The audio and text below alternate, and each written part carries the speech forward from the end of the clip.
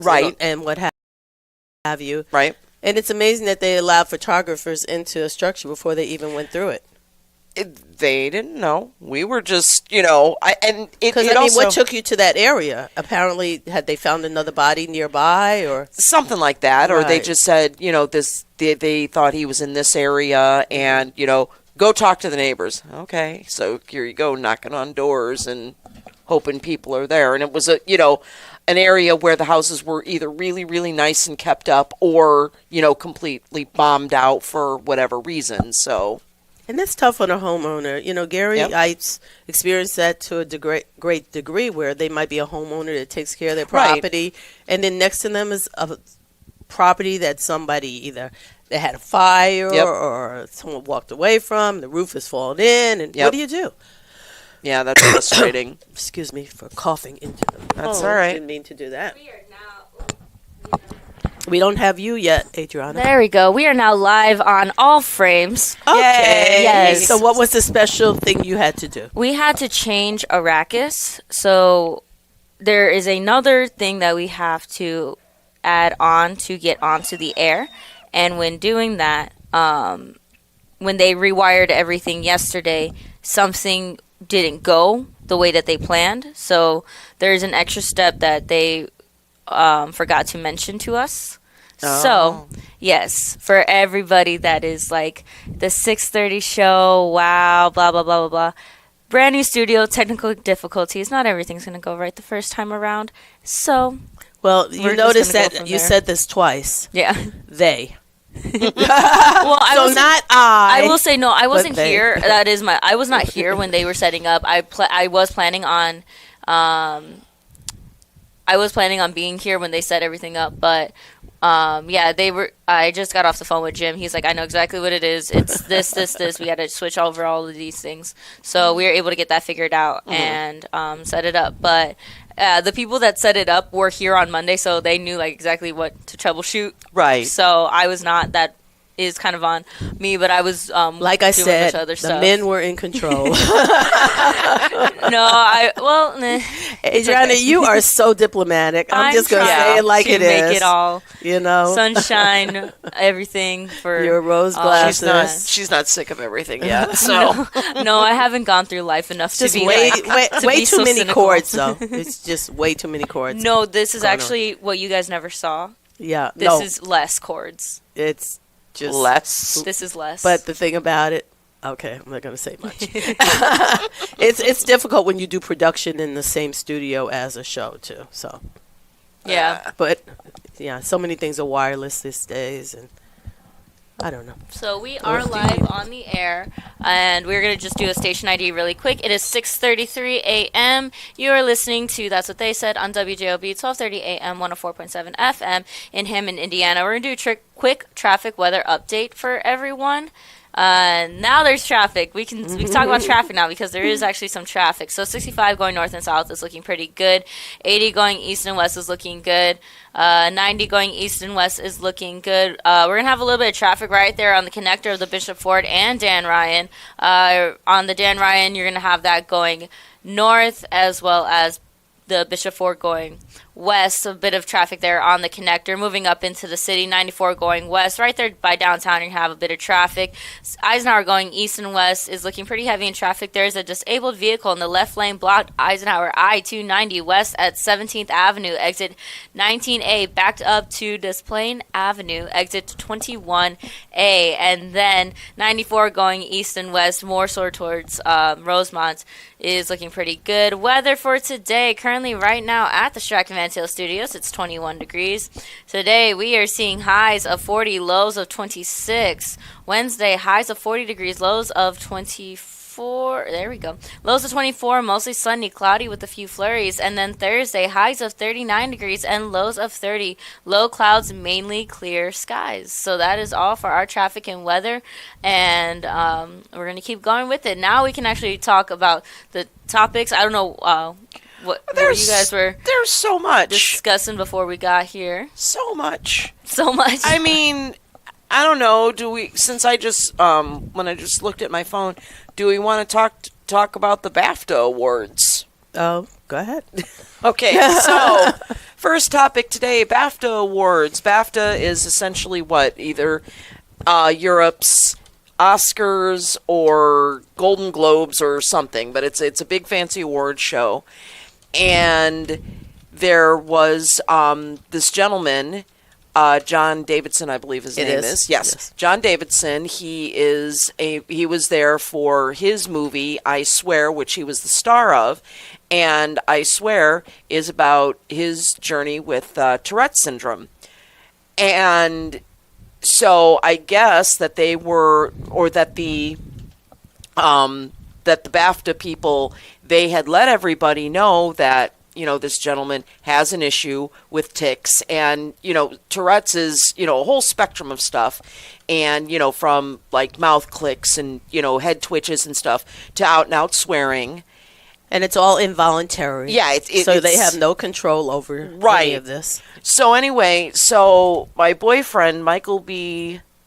Jordan, and your boyfriend, yes, and Creed Delroy Lindo, and Delroy Lindo were they were presenting an award, I believe it was, because I don't think they were up for anything. But anyway, so they were presenting, and John both Davidson, the stars of Sinners. Oh God, that's okay. right. Yes. So, thank you. You're welcome. Thank you. That's okay.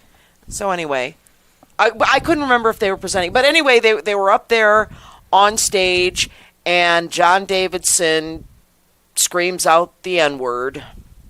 I heard about that. I was Yeah. like, whoa. Yeah, and so the discourse is, obviously the man can't help it, because things come out of their mouths, and he did it like 3 other times to various people, just told one presenter to, STFU, and, again, it's involuntary. However, how does that become the discourse is, how does that become voluntary when someone's yelling the slur, with 2, black gentlemen up there? That's a learned behavior. Mm-hmm. You can't help what you say. I don't think anybody's disputing that, but he learned it from somewhere. And why was that the thing that came out of his mouth? Well, most definitely. There are a couple of things around this. Number one, the BBC has taken a lot of heat because of this, because they had the opportunity to dub it out. Yeah, and they didn't. Yeah. So they could have edited the tape and avoided both Delroy and Michael, from having to hear what was said. Right. So, they're up on stage doing their presentation, and to hear somebody out in the audience yell out that racial slur is, it's very awkward. And it's, to say the least. The thing about it with Tourette's, the words come from somewhere. Right. They come from in your head. Right. You don't yell out a word you don't know. Right.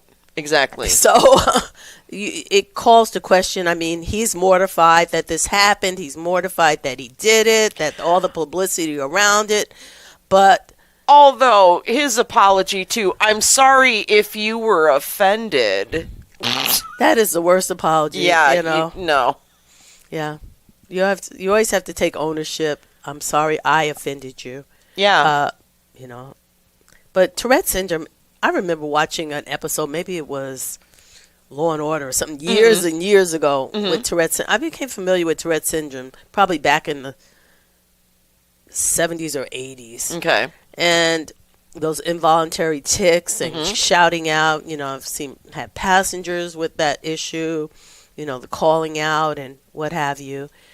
And so people are understanding of that. Right. It's a miserable thing. Nobody wants that. Yeah. But except Eric Cartman on South Park. Oh, okay. I talk about South Park. Really, remember last time they got so much heat on you because you just said a comment on South Park? Oh, yeah, that's right. Christy Nome, was it? Oh, yeah, it was the Christy Nome thing. Right. And, I don't even, So anyway, we're going to talk about South Park again, where there was an episode where Eric Cartman decided that he wanted to have Tourette's syndrome, and so he could say the most horrible things and call Get away with it. and get away with it. And then it turned into a whole thing where Chris Hansen, the pedophile guy, it turned into a whole thing. So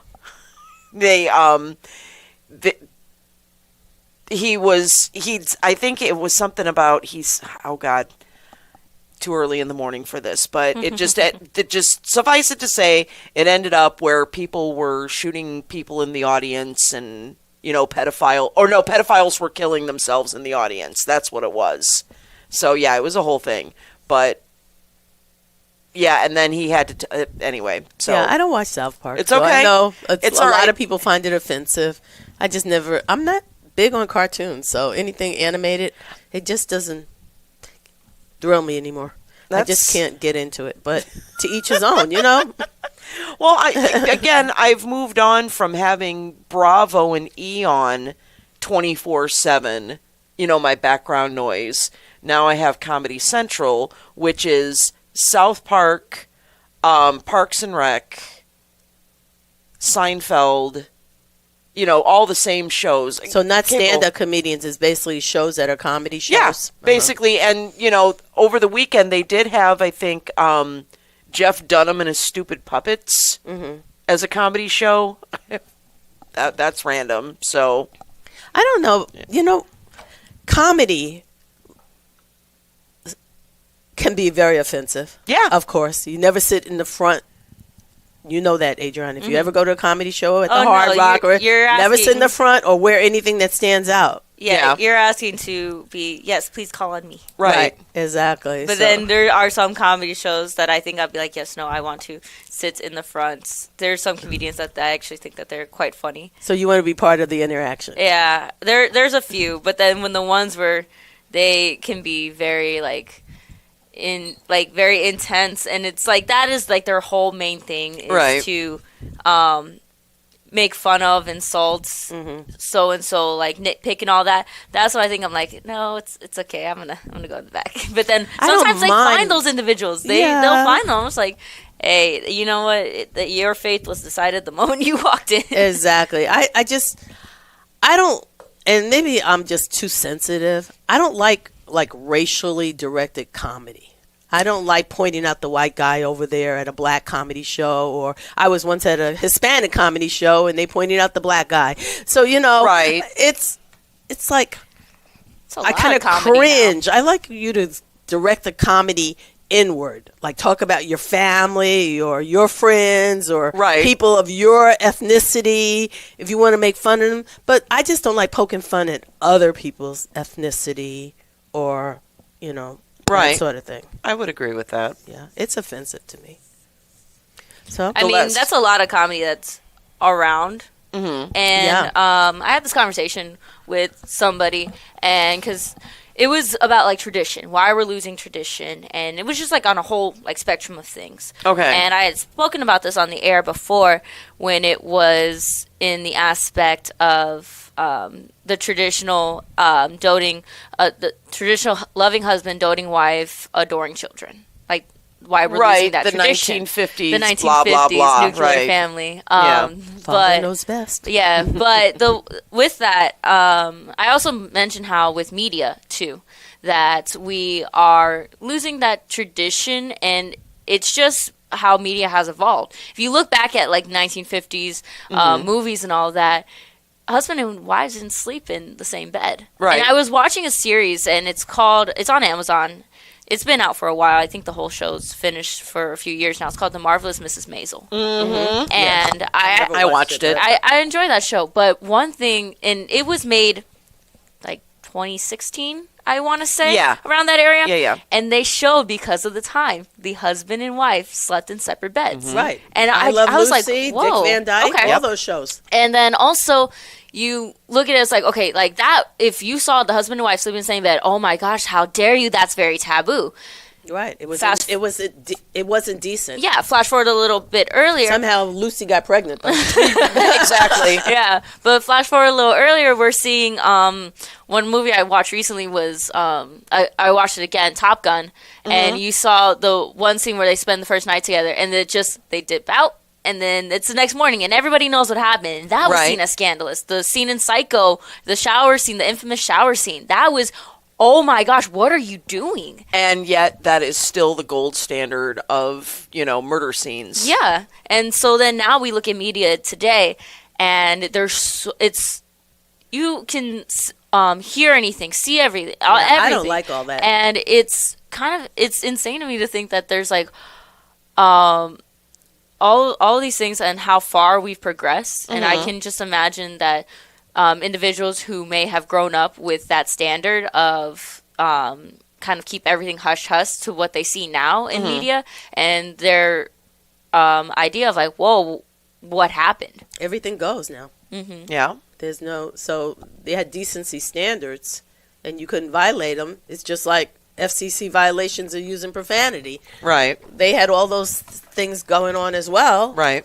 And now, well, some of the things they still can't show on normal TV shows, but Right. everything is mostly internet.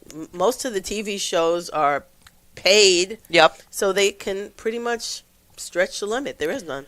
Dennis Franz broke TV in 19 whatever. But it wasn't his butt, right? It was the other guy's butt with the red hair, wasn't it? Was it No, Dennis? no. Jimmy Smits. No, or I thought it was Dennis Franz. Was it Dennis's? Okay. Yeah, I I thought think- it was the guy with the red hair. It was You're- Dennis's. Yeah, you're thinking Oh, okay. of What was that CBS, the other one. Okay. So it was Dennis's. Yeah, backside. Dennis. Yeah, why couldn't it be Jimmy Smits? So anyway, no, I think Jimmy got his butt time later in the series. Nah. But yeah, that was like the late 80s when that happened. Definitely. Well, do we have phone calls, Adriana? We have one. Well, let's take the Oh. phone call, Yep. and of course, we'll continue with the show. Cool. Good morning, caller. You are on the air. What's on your mind today on this beautiful Tuesday morning? Oh, 1 second, caller. There we go. How you doing, Michelle? How you doing, Burley? Hi, Good how's morning. it going? Can I hear? I can't quite hear you, Burley. We hear you, Ron. Can you hear me now? Okay. Okay, let me just go ahead. Yeah, you're a little bit, but kind of need the volume or something. Let me see. Hold on. I was going to say, it sounds okay on our ends. Okay, what you do? I put you on the speakerphone. Maybe they're coming through the regular phone. Okay. How's that? How you all doing again? We're good. Oh, you know. Too. Living the Yeah. dream. Okay. Well, I think it's gonna be a great show as usual. Thank you. Thank you. Let me just say this. I want to make a bet to you, all of you. Okay. I make you a $10 bet, and matter of fact, if I lose, I'm gonna give the money to Birdie. Oh, wow. I'm Now I'm soliciting money on the air. FCC violation. Oh, my goodness. I don't know if that is or not. I'm just saying, the State of the Union message tonight by the President of the United States. I call him the President of the United States, okay? I bet you he will mention Joe Biden or Obama name at least 5 times. Yep. Ooh, Now we that- could put an over-under on that. See, I don't gamble. Price is right. Well, let me not Now, say I I bet don't you- gamble. Now, if there's anything that Joe Biden or Obama You should make didn't that do, bet with Mad he- Mac because he's the one that's always gambling. And then he has opportunity to fix it. he has the first 4 years, and then he came back and won the election, and we didn't holler. That was fraud. He won the election the second time. Okay. Right. Okay. So I'm just simply saying that right now, Donald Trump is really here. The Supreme Court. He basically said them Democrats. He talked about them, but he just said these 3 Republicans were misled. Misled. Uh-huh. They've been hanging out with wrong people. So I'm just simply saying that we have a president right now. His rating is like he's below the water. He's like 30 36 to 39%. Oh, he finally broke the The 40 American- barrier. Well, I was gonna say, didn't they say they're gonna stop doing the ratings on the president, like I the think approval ratings? He would prefer Gallup. not to have that done. Yeah, Gallup, I believe, said that they're not going to do it anymore. And That's good. I'm That's tired of that. Well, no, the reason why Yeah. that may not be good is because that's how people kind of see like if this person's good or not based on approval Right. ratings. But then also like we can go the other way, saying, well, it's individuals who are just after that one individual, but Right. doesn't see their achievements. We can look at it both ways, I don't. but I think it's important. Don't you think that most people make their own decisions? Like, I don't judge the president based on his ratings. I can rate him myself. Yeah, sure. And just like a movie, you might get a bad review, but you might enjoy the movie. So it might get a great right. review, and you might think it's horrible. sure. Okay. Now, let me just say, right now, he's got so much going on. I don't think he could do anything in terms of people who like in New York. What's happening in New York this morning? Where they're to shut down the whole state in terms of getting people out there. He's so into this thing, and I just hope that things get better there in New York. I guess they're having a record fall with winds being 60, 70 miles an hour. They have Oh, yeah. Easter. Uh, Yeah. Yeah, and Burley, I know you from New York originally, Yeah. and I Yes, know your friend. you all been watching that. Yep. You Well, broadcast one of my people- children lives out there in Connecticut too, so they're experiencing all so, that. and- So, yeah. like I say, only thing I can say to people who are saying, I'm saying help is on the way. Help is on the way with Donald Trump, and I think it will end in two more years after this year. I think it'll end before the end. I think it will end. Right now, there's some elections going on in 2 or 3 states. Texas is being one, Senate race. I believe there's 3 states, and they claim that. Oh, Georgia. Georgia. Donald Trump is spending a lot of his time rather than taking care of the people, running down to Georgia, trying to change what has happened here. I guess 8 years ago, 4 years ago, whatever. And so I'm just simply saying that right now it's ridiculous. I know people gonna get on. Well, Matt Lockheed, what do you say about Johnson? Johnson ain't running for president. Johnson is the mayor of Chicago. I mean, don't give me this BS, you know. So with that, I'm gonna let you all go on. So Okay. But if I lose, I'm able to pay $10 Yeah. at least. There we go. And don't be. Well, the thing about it, I didn't take you up on the bet though, so No, you didn't. No. You didn't. Well, no, it's a sucker's bet though, because you're absolutely right. I can't. Right now, it's 9 members of the Supreme Court. I believe he was got 6 of them probably in his corner. You know. So Yep, in other words, typically. they're terrible now. But he's not going to talk about them. You know why he's not going to talk about them, Michelle? Because he's going to need them in the future. He's going to need them in the future. If he start talking about it, then he's going to get them pissed off, and then that's what's going to. But in other words, let y'all continue to show, and I'll be listening because I can't on the phones. But again, I'm Thank sure you for your y'all call, got Ron. big- Yep. Talk Thank to you you later, so sir. So, much. who voted with him? Brett Kavanaugh, Clarence Kavanaugh, Thomas, and and Scalia? Alito. Yeah. Yeah, Scalia's dead, right? Yep. Yeah. So, I mean, he appointed some of the ones that voted against his tariffs, and now the Yep. lawsuits will come, and the money will have to be paid back. Well, for all these Well, businesses. so that with the tariffs, that was one thing that I was a little. I wasn't keeping up with like where the money was coming from to supply with we those need a things. camera on you when you're speaking. Yeah, there is one. Oh, You guys we are- don't see you.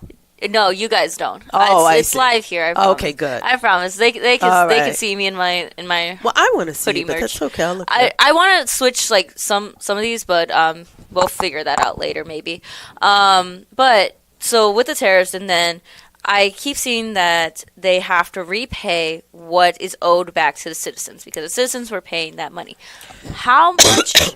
Excuse me. How much are they estimating that is owed back It's to going citizens? to billions of dollars. right. And then but- after taxes, how many quarters are we getting? So it depends. So some of the businesses transferred that over to the customers, and some took it internal, and Sure. an internal hit. So businesses like I think Costco and others, I think those are businesses that are suing to get refunded the money to them. Yep. Okay. As far as, individual people who made purchases, We are never getting that money you will never back. see that. That's why I was like, Yeah. it's more so like businesses, corporations. Right. Right. Are stocks included with that or no? No, I don't No, think that's the stocks separate. are- Okay. Yeah. Yeah. I just want to make sure. I was like, I wasn't sure, but No. so it's mainly that all the businesses that all the businesses, they are owed something. How much do you think? Or it I just thought it's going depends. to be over $1 billion, right? It's going to be billions, right? How much money have they paid out? It- Walmart. yeah. I think all these businesses that buy most of their products from overseas. And so what does he do? They rule that this was illegal. So what does he do? Oh, I'm putting 10%. I'm jacking it up to 15% just because I can. Okay. In the meantime, you've got the EU who just made a historic deal with India for the largest free trade agreement in the world. Oh, that's not going to hurt at all. Well, I mean, There we go. they were once the colonizer of India, and Right. now they need India. Right. So, yeah, that's going to be great. There was something last week I was reading about. I guess we tried to go in with to Canada to talk about stuff, and we made our demands. And Mark Carney just got up and basically said this is unacceptable. Walked out of the room, and now everything is under review. It is under review. So what that means is that that it gums up the, trade doesn't stop, but it's, slowed down. Right. And, that's not good. It's certainly not good for us. It definitely hurts the construction business. I mean, look how much lumber we get from Canada. Uh-huh. Yep. So all this thing about, we're bringing down the prices of homes in Indiana. No, you're He's not. going to talk about the economy tonight, so it's going to be very interesting of how he swings it to make people believe that actually things are better for them. Well, in the last speech that he did, which was a few days ago, and that was just about his tariffs, correct? And one thing that I've noticed with this administration, it's not just the president, it's with the entire administration. When somebody does something that is not their way, they automatically call them a fake whatever their job description is. You're a fake reporter, you're a fake lawyer. Yep. These people should be fired because they didn't do what I wanted them to do. And it is And just the I didn't president. get my it way. starts No, at the top. But I'm saying they are following his lead. Right.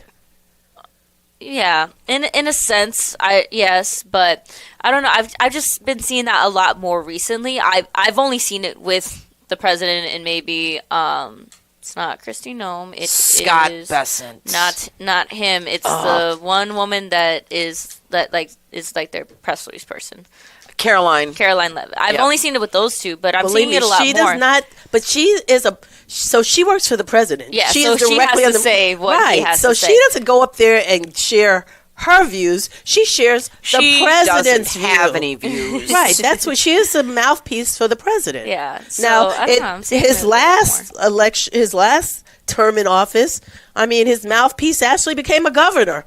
Well, so Yeah, look how well Right. they're going. So the last time that he was in office, before we take a break, because at that point in time, I think I was too young to vote, and I wasn't really paying attention to the politics at the time.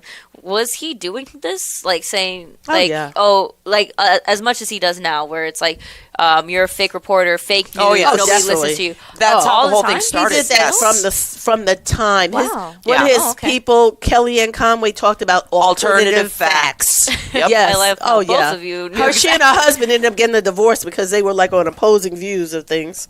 Yep. But yeah, definitely, this is nothing new. All right, Yeah. let's take a break, folks. We'll be back with a continuation of That's What They Said here on WJOB AM 1230, 104.7 FM, Hammond, Indiana. Life's biggest challenges don't come with a warning. When legal issues arise, whether it's a car accident, personal injury, criminal charge, or representing you before municipal boards, you need a trusted advocate on your side. At Westland & Bennett, we listen first because your story matters. We provide strategic, personalized legal solutions to protect your rights, your freedom, and your future. Peace of mind starts with a conversation. Call 219-440-7550 today for a free consultation. Do you like to work with your hands, creating something from nothing? Then think about Laborers Local 41. You'll get 432 hours of apprenticeship training, all while earning a wage with benefits and incurring no student debt. You'll travel to different job sites, learn tons of skills, and in a lot of cases, be the first one on and the last one off a job site. It all starts at laborers41.com. Are you sausage curious? Who's ready for Polish? Big Frank Sausage has the very best Polish food in the region. You had a mouthful of Big Frank sausage? We have a full bar, dine-in, carry-out, delivery, and catering available. I've had a mouthful of Big Frank sausage. I've got a mouthful of Big Frank sausage. 219-378-9556. Smacznego i na zdrowie. Who's ready for Polish? IBEW Local 697 electrical contractors bring the highest standard of electrical work to Lake County homes, schools, and businesses. From everyday fixes to once-in-a-lifetime builds, we don't just get the job done, we get it done right and up to the highest safety standards. When you need electrical work, hire the professionals who power Indiana. Powering Indiana, Lake County, bringing excellence to the job, creating a brighter future for our community.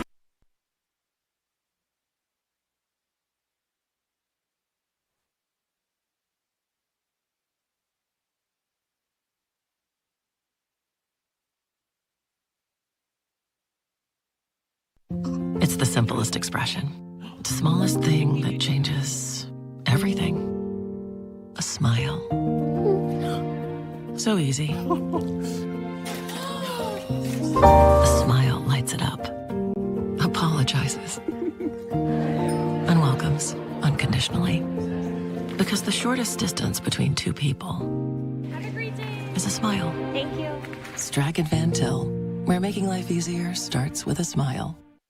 Ogren Insurance, Hammond's oldest family-owned independent insurance agency, now in its third generation providing clients in the Chicago area with products from quality insurance companies to handle your every need. Regardless of driving history, Ogren Insurance can find the right coverage for you at competitive prices. To learn more about the insurance solutions and services we offer throughout Indiana, Illinois, and Michigan, call 219-933-0076 or visit our website, ogreninsurance.com. We're located at 6929 Homan Avenue in Hammond, Indiana. Do business locally with someone you know and trust. For a fast and friendly car wash, go to Easy Clean Car Wash. Open 7 days a week in 4 convenient locations: Highland, Griffith, Cherville, and Lansing. Free vacuuming, air freshener, and a towel with every wash. It's fast, safe, and gentle. For more information and hours of all our locations, visit myeasyclean.com. Also, see how you can wash your car daily with our $10 Ultimate Wash for only $19.99 per month. Give your car the best clean at Easy Clean Car Wash. From the gas in your car to the heat in your home and the roads that you drive on, our work powers daily life. We are USW Local 71, the proud men and women of the Whiting Refinery. We're not just refinery workers. We're your friends and neighbors, raising our families here, shopping in the same stores, and cheering in the same stands. USW Local 71, powering the region because we are the region.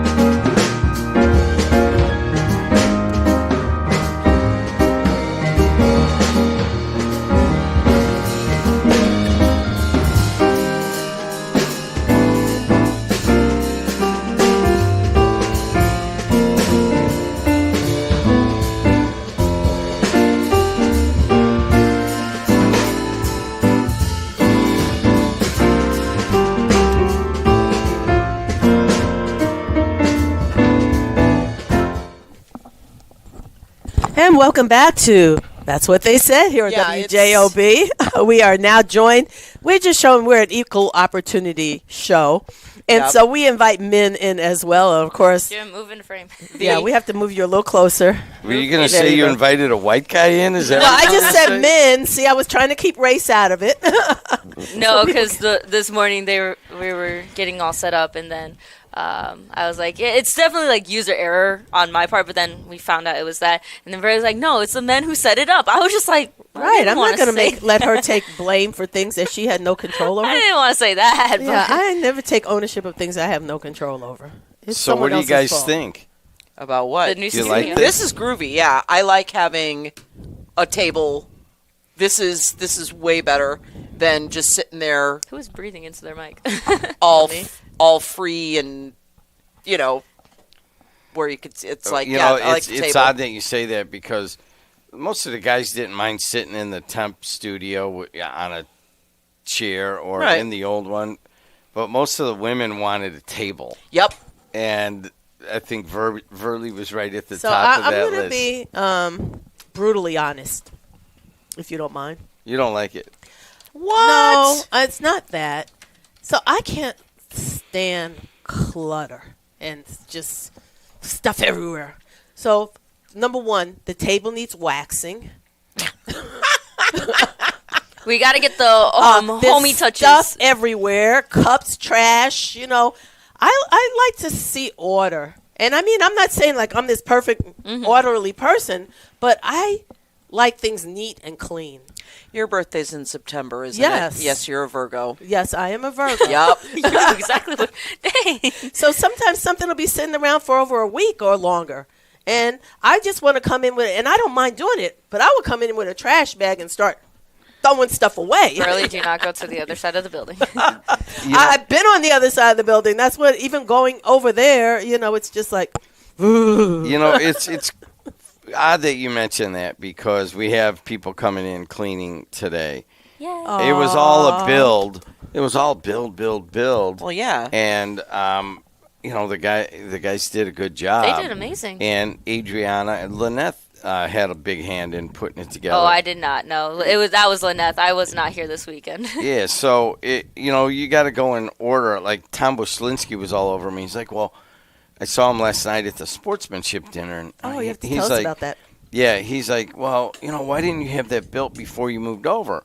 And I'm like, well, we didn't really know what we want. Like, you want this waxed. He just put an epoxy coat on it. Uh-huh. And we have a big piece of glass that goes on here. And I'm like, I don't really want it. I kind of like it the way it is. Yeah, it's fine, but just clean it. Oh, it just needs to be wiped. Right. It just needs to be sprayed and I thought you were wiped saying out. because like how you could see it like glares in the camera. No, I just mean take some sparkle spray and a nice cloth and clean it. But we're finally home, and in a weird way, it feels like we should be here. Yeah, and I'm glad. Good. And yes, we couldn't fit a radio station or a radio studio and make it a TV studio. We had to come out here in a lot of room. Adriana has a bunch more room. She's not all cramped. I know. I will say, and I gotta give props, and I'm gonna cut the clip and send it to him. I gotta give props to Bob Starkey for putting stickers on everything. Because I was just like, okay, I know that we have like a monitor up here. It looks beautiful, but I already know that it's his OCD because I was just like, this laptop goes, this keyboard goes here, this keyboard goes there, that one goes there. I was like, this is great because I know exactly where I'm looking. Perfect. So I'm not. At first, I was just like, okay, where am I going? But then now it's a little easier because opposed to last time, we were all like, it was all a line of keyboards, and if like you hit the space bar on one, you're hitting ads instead of typing in one. So it's great. So he did a really great job organizing that aspect of it. I love it.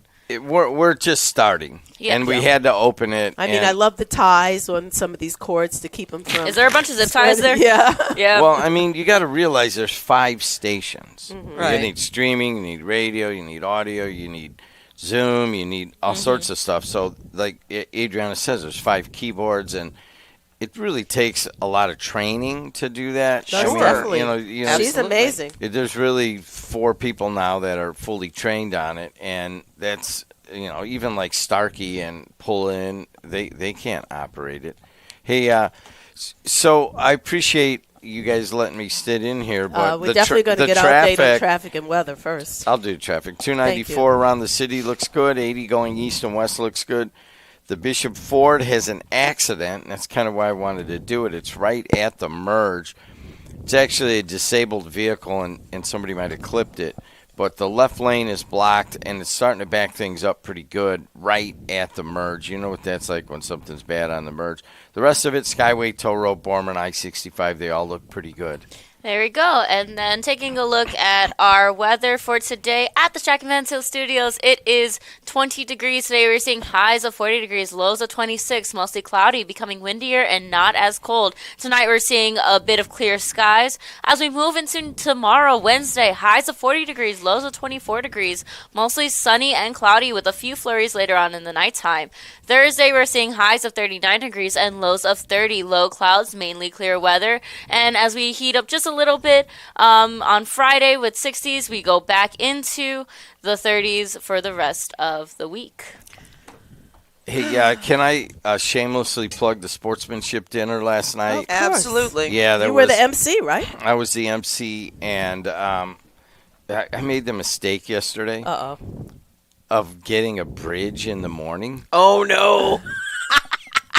I went and got a bridge, and Jorvik, a monster guy, I go over and I see him, and he puts a bridge on, and it's not a big deal because my whole face is numb, and I'm not thinking about it. Oh, no. So I go over to Halls of St. George to set up.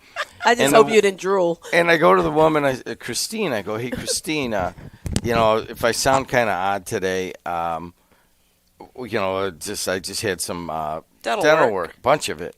And she goes, oh, really? Who'd you go to? And I go, oh, he went over to Nick. He's a Munster guy. And she goes, you idiot, that's my husband. So it was kind of a weird thing. But then the pain meds wore off. And then I had to host this whole thing. And I'm like, I'm sitting there next to Paul Neidig, the head of the IHSAA. I'm sitting there talking to Pat Garrity, was the speaker out of Notre Dame. He's the heir apparent to run basically all of Notre Dame athletics. But, man, and then I woke up this morning and my tongue is just killing me. And you guys aren't on the air, so I just thought I'd come in. Some of that oral gel. Maybe Jeannie has some left over from the babies. Yeah, I wanted to ask both you guys a question. Yep. Start with you, Verly. I know you guys haven't gone the direction that, like, Pullen did for 3 hours yesterday. And everybody at this sportsmanship dinner, all 800 people or whatever, was talking about the Bears, and that was it. Right. I mean, it was a sports banquet, sportsmanship. Yep. And a lot of people are into both sports, basketball and football, and there's a lot of people that really think it's coming here. It's not. Why do you say that? It's not. It is a ploy. You're going to tell me that they spent all that money to buy Arlington Racetrack, and they're just, it's fine. We're just going to let it go. You're going to no. They're not going to do that. This is a ploy to get Pritzker and Johnson to break. That's all it is. Do you agree? So, I'm not going to be as magnanimous as the mayor of Gary was in his statement to Mayor McDermott. To me, it was a group of good old boys that went downstate and lobbied behind Hammond, construction trades and what have you, to get this legislation passed. I don't even see a draw to Hammond. Now, granted, if it was Gary they had picked, I'd be looking at it a little different, because I take two stands when it comes to Gary. The Bears don't want to hurt Gary. So I don't think the Bears would let Gary be the pawn, because it wouldn't be a good optic. Like to say that we're using Gary to get a good deal out of Illinois. Okay. Is there you know what I'm saying? Wait a second. All right. Is there a racial element or what? No, I'm just saying that Gary has been a city that was downtrodden and is now on an upward trajectory. So I don't see the Bears coming in and shoving it up Gary. But I don't think they have a problem shoving it up Hammond. So, granted, I have eaten crow one time before in my life. And if this comes to Hammond, I'll eat the crow. I'm not too proud to say it. But I sincerely do not think that the Bears are going to Hammond. So wait a second. Well, first of all, I feel a little bit something's different here. I sat here and listened for 3 hours, like going back and forth. Move into frame. You were exiting out of frame. I don't know if you can see yourself. I see him over here. I don't even care about TV. Don't you remember that? I know you don't, but I do. This is your TV station. That's why I'm telling you to move into frame. So I sat here for 3 hours and listened to Chuck Pullen and not so much Starkey just rip on this whole proposal for 3 hours. And I told him I woke up at 6. I walked into yoga. I heard it. Oh, he's on the air. He's already angry about it. And then I come out at 7, and I get in the car at 7:10. He's still angry. Then I get down, and I'm driving around at 8:15. He's still angry about the Bears possibly coming to Hammond and how much money it's going to cost and everything. And then I go to the sportsmanship dinner. Everybody's excited about the Bears coming. Because it's a totally different demographic. It's all sports dorks, being all, woo! Jim, you're a sports dork. Evidently, am I wrong? No, you're not wrong about that at all. So here's the deal. Now I sit down, and you say they don't mind screwing Hammond, but they weren't going to screw Gary. That's the words that come out of my mouth are always my opinion. Okay? So I think that we've been together a long time, and you rarely surprise me anymore. But I'm like, come on. I mean, so you think that they're going to sit down and have a plan? Like, God, let's use Indiana again, like we did in 1994, right? And was a lot of nobody remembers it, but you and I will, right? So we're going to do it, but man, we can't do it to Gary, man. That'll be a bad optic. But we could screw Hammond, and we don't even mind screwing Governor Braun because he's like the least popular governor in America. That's right. Well, not only is he one of the most least popular, he is the least popular. Yeah. But the other thing is, you look at the state of Illinois, you look at Chicago, really the legislation and the things that come out of Indiana, like the redistricting and the abortion, how they are toward the getting LGBTQ. rid of libraries. Yeah, there's too many negatives attached to the state of Indiana that are not attached to Illinois. It's odd because they had Rob Kendall on yesterday. Yeah. He's a Channel 7 guy. No, Rob Kendall's the guy out of Indianapolis. He was a radio guy. Oh, my bad. Very conservative guy. You're saying the exact same thing he did. Really? Exactly. He came on and he goes, listen, why would they come here with, all of the legislative problems and they can't make their budget. We can't make our budget as is. We have the lowest education rates. And, he just ticked off all the problems about Indiana, why it couldn't attract another NFL team. And you're saying the exact same thing. What's wrong? That is I love Indiana. I love everything about us. I love the region. I love Indiana. Yeah. But I'm just a realist, and I'm just looking at it from a different view. Here, look, the mayor of Hammond was so negative about Gary's kids going to vote. He went downstate with one of his police officers, and we know he didn't do it on his own, as Adriana talked earlier about people from the administration, how what their comments are. They work under the leadership of the person at the top. So there's no way a police officer gets up there on the stage and starts bashing Gary without McDermott's thumbs up. So then that's the second thing. Then when it came to the convention center, here he is, negative about that coming to Gary, coming period. Then just now, the RDA vote on the Convention Center Authority, the one sole dissenter is the Hammond representative. So now all of a sudden, people are supposed to say, hey, Hammond, not from me. All right, so you bring up a good point. And, Michelle, you could chime in on this. Okay. Because when this all came down, the first thing I said is I go, this is the main thing that this is going to do. A main thing is that it's going to show exactly how dysfunctional we are with all of our.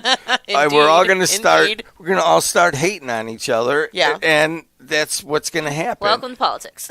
Well, welcome to region politics. The region doesn't have a unifying factor, and you're right. Exactly, it has played out that way. I'm sure Mayor Melton, wrote a really nice little, email, and he was magnanimous, as you said. But there's all sorts of people, he was talking feeding trash. me all sorts of information about how pissed a lot of people in Gary are. But you have two things going on. You have, you're right. McDermott doesn't play well in the sand, and then when he needs something regional, it can be challenging for him, and that's what you're seeing. You're seeing Chuck Pullen yesterday. When I get to the Halls of St. Jude, the first person who shows up is Aaron McDermott. He's on the committee. Yeah, Hey, Aaron, how are you? It's me and Aaron and Chuck Pullen sitting there. I go, Chuck, do you think he knows you just ripped on his brother for 3 hours on the radio? He goes, yeah, I'm pretty sure he can tell right now by the cold shoulder he just gave me. But and then we get here the next day, and it's the same thing because we just can't. You can't. I mean, McDermott has brushed a lot of people the wrong way in the region, and when it becomes time to bring a regional thing together, it's really tough. Yeah, and that's why he's not a congressman. But same thing with Gary. Same thing with Gary. Same thing with Gary in what regard? And Gary has the tradition of, all right, there's definitely like racism in the collar communities toward Gary. It's like, you say Gary, like, maybe even the Bears were like, we don't want to just throw a black city under the bus. That would look bad. Okay, but it's mostly black people in Gary, and it's mostly white people all around. You're always going to have that. Okay, right. But it's deeper than that in my mind. Gary wants to be part of the region. And I had these talks. I interviewed Karen a zillion times. I interviewed, I forget his name. Jerome Prince. Jerome. The same thing. Right. We want the region we want to be part of it. And you could feel it. Yeah. And you could see Mayor Melton. And I can't do that, man. I go out and I'm going to have a drink with him. Hi, Eddie. How you doing, Eddie? Blah, blah, blah. And then I get on the air. So you got to call me Mayor Melton. I'm like, really? What? All right, I'll honor it, but don't do that again to me. But anyways, then he's even going. I go to the Munster Chamber. They ask me, hey, can you come over to this one? I go, all right. And I get there, and Eddie Melton's talking, and he's trying to bring the region together around his convention center, and that was really tough because at the same time there's a kind of a region almost anti-Gary thing. There is another feeling amongst folks in Gary, as I see it, as like, now we finally got something and now people want a piece of it. So there's like almost an animosity at times between Gary and the rest of the region that is fed on both sides. Right. And the same thing with Hammond. Hammond, and most people in Gary are happy with Mayor Melton. Most people in Hammond are happy with Mayor McDermott. Now you get outside of that, and there's a lot of haters of McDermott. And the same thing with Gary. Not so much Mayor Melton because he's kind of new. He hasn't built up enough enemies. Right. So now you have these two major things going at it for the Bears, and there's like no way that it can't clash. Right. McDermott's got to get a regional thing. He came in one morning, and he's like, the day he'd been ripping on Braun and the administration and everything, and then Braun comes into town, sir, sir, he's going to have a protest, but something happened. He doesn't show up. He needed something. He left everybody hanging. And now he's building the bridge with Braun, and that's just how politics is. But what in the long run, if the Bears are just using Hammond as a pawn, you may be right. Okay, yep. You may be right about that. But it's exposed exactly how little coordination there is to further the interests of everybody. Even Josh Huddleston is on the outside, and he's fighting. And then the mayor of Portage. I mean, all of these people are just glomming together where we just are us. That's what we are. Jim, here's the thing. When they put forth this legislation, if they had said Northwest Indiana, it could have been Portage, it could have been Gary, it could have been Hammond, it could have been any one of those communities. They came out specifically and said Hammond. Yeah, really? Well, and sort of tangential to that, at least for me, I can't. So it looks like it's going to be the Lost Marsh property, right? Because that's the only conceivable place that they can put it. So I'm sitting here, I'm thinking, okay, so you're getting rid of this golf course, and I remember covering or at least reading about all the nonsense that went on with Lost Marsh and, it being on, the toxic ground that they had to remediate and blah, blah, blah, blah, blah. So now you're going to get rid of this golf course that you put all this into, but okay, whatever. That's your spot. What about and maybe it's far enough away, but they just made that development on the old Clark football field of all these, the homes? Yeah. And those are nice big homes. Do they want to have a giant football stadium next door? No. Well, so that was the other thing with Lost Marsh, how you're saying, like, they're building it on this ground. It's not really that great because the golf course is built a certain way because of the ground that's there. Isn't all of that wildlife protected, or is that wildlife not protected? I'm waiting for Carolyn. What's I can't think of her last name. Carolyn, she is a wildlife activist in Whiting. You know who I'm talking about. I bet she is apoplectic right now. Well, because that was one thing. Yeah. We were, me and my family were driving to Chicago, and we took the Skyway, and we're passing by where, because my mom, she's like, where are they going to put it? And so as you're going down on the tollway before you get to the Skyway, you see where Lost Marsh is, you see where the pavilion is. Like, they're going to put it right there. She's like, really? They're going to put it right there? She's like, well, what about the animals? I'm like, Mom, I love you so much. No, but that's a valid thing. What about the animals? What about the wildlife? Yep.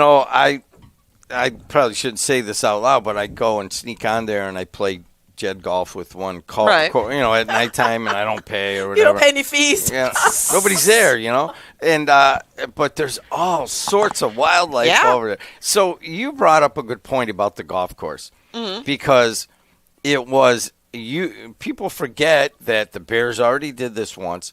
They also forget what the land was like.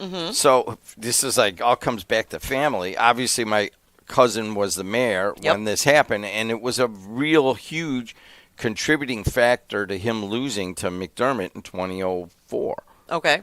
Because it was way cost overruns. Yep. And the reason that it was cost overruns is they started digging, and it was all this slag that was there. Yeah, you find a whole bunch of other, toxic. And now, here's another thing. Golf courses are some of the most toxic things in the universe. They just are, because they have to be green and they have to be pretty. So do you have to remediate that too? No, you don't have to. I mean, that's all been cleaned. And the reason I know that it's been cleaned is because my cousin was the mayor. Right. Then he hired another cousin to get rid of all the slag. Right, the slag. So it was my Uncle Ron, he was part of it. And they grabbed it all away, and I saw it. I mean, but you dig down, and it was like it was like steel underneath the ground. Yeah. So my other uncle, who was a carpenter's BA forever, he calls the other day. He goes, "Man, no one's talking about this," and they said they've done soil samples and stuff, but he goes, "I've worked out there, man. You start digging out there, and you got all sorts of stuff that you're going to hit." Yeah. Now those are issues, and then they brought up the sewers in North Hammond. But I still think that plot of land, and they would have to take away the driving range, and they would have to take away the executive course. They might be able to leave the golf course. There's plenty of land there. You don't realize. You might have to knock out the brand new fire station. Great. Splash pad, that kind of stuff.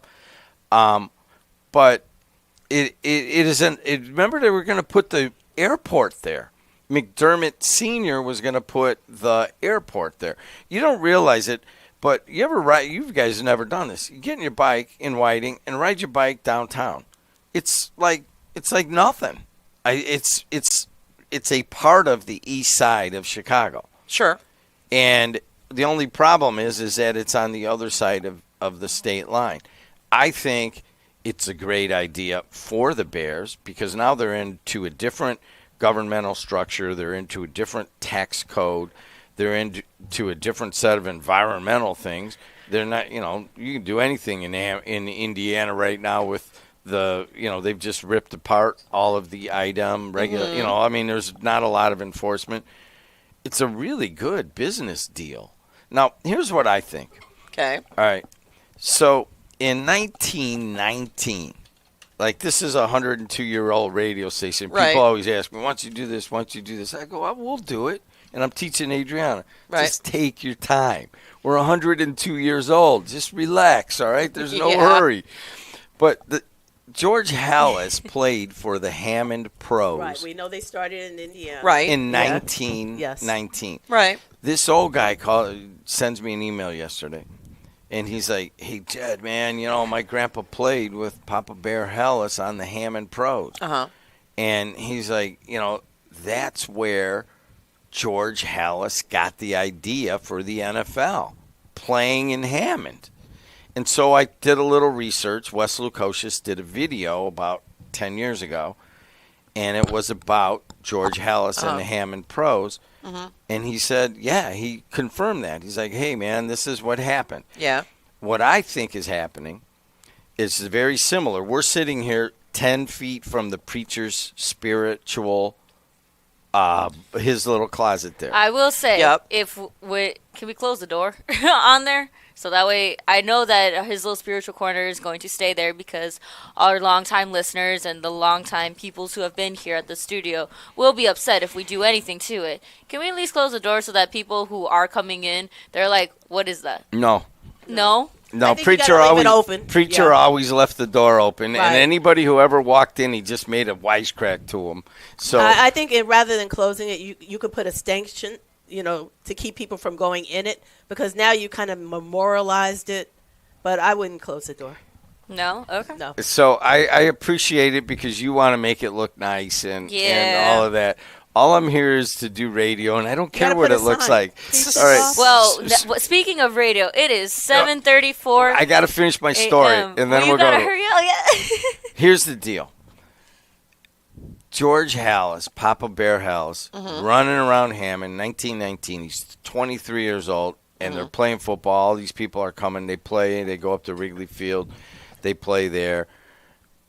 He got the idea here. This was always a special place for him, and his spirit just wants to come home. Oh, dear. I don't agree. Sports dorks. The spirit of Papa Bear wants to come home to Hammond. I would say if Virginia was still alive, then yeah, but I think the grandkids are so far removed from that they don't care. No. The spirit of the Bears is something I believe in very strongly, and thousands of people out here, tens of thousands, hundreds of thousands of people in Northwest Indiana believe in the spirit of the monsters of the Midways. Lord. And the spirit started here. George Halas just wants to come home. Let's take a break. Yes, thank you. Bob put in the chat, he was like, $5 if you yell, take a break.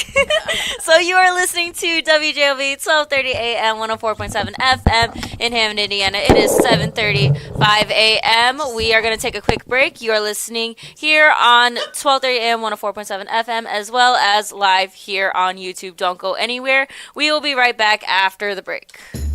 It's gold rush time at Albert's. Oh, looky here! Oh, those are gonna fetch a pretty penny. Who's gonna buy them from us? I'll buy that gold from you. What did you say? I said I'll buy that gold from you, and I'll give you top dollar. That sounds great. It's gold rush time. We will see you at Albert's. For over 140 years, the Central Midwest Carpenters have built our communities in Northwest Indiana. Are you ready to join the effort? We have long-term work, competitive pay, and the best benefits in the industry. We pride ourselves on innovative training and commitment to worksite safety. Earn as you learn as an apprentice. A solid career built on a solid legacy. For more info, go to carpenters.com.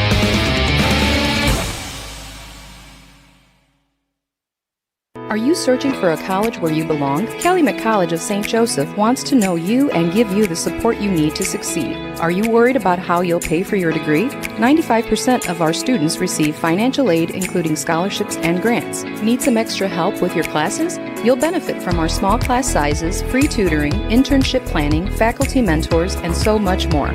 Come experience our accepting, supportive college family for yourself. Schedule your campus visit and apply at ccsj.edu.